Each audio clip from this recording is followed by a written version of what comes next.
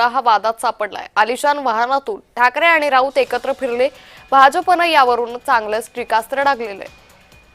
तर ठाकरेंचा पूर पाहणी दौरा हा चांगलाच वादात सापडलाय, यावरून भाजपनं टीका केली आहे।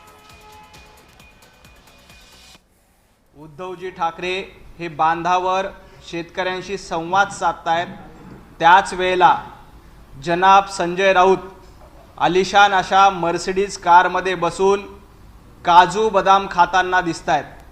हा व्हिडिओ उभाटा गटाच्या अधिकृत पेजवरनं शेअर करण्यात आलाय, ज्यामध्ये स्पष्टपणे दिसतंय की जनाब संजय राऊत हे मर्सिडीज कारमध्ये बसलेले आहेत आणि लपून बसलेले दिसतायत आणि काजू बदामावर ताव मारताना संजय राऊत दिसतायत। शेतकरी उपाशी असताना सडकं राजकारण सुरू आहे। संजय राऊतांनी सरकारवर निशाणा साधलाय।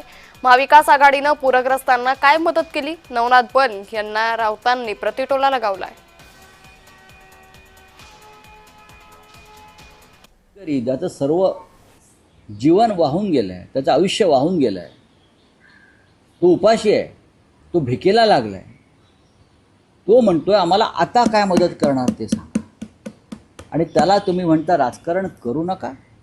तुमच्या डोक्यात सडकं राजकारण आहे म्हणून तुम्हाला हे सुचतं मिस्टर फडणवीस, बरोबर। कोणी म्हणतं पैशाचं सो आणता येणार नाही, कोणी म्हणतो आम्ही 6 वाजता इथे गोट्या खेळायला आलो का। तुम्ही गोट्या खेळण्याच्याच लायकीच्या सगळे हे सरकार।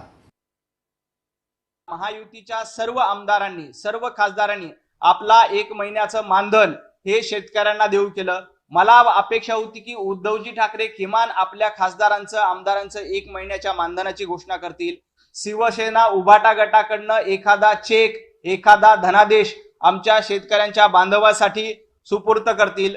महाविकास आघाडीचं सरकार असताना महिन्याला 100 कोटीची वसुली चालू होती। अशा पद्धतीच्या वसुलीचा हिशोब केला तर जवळपास 9.5 लाख कोटी रुपये यांनी कोविडच्या भ्रष्टाचारामधनं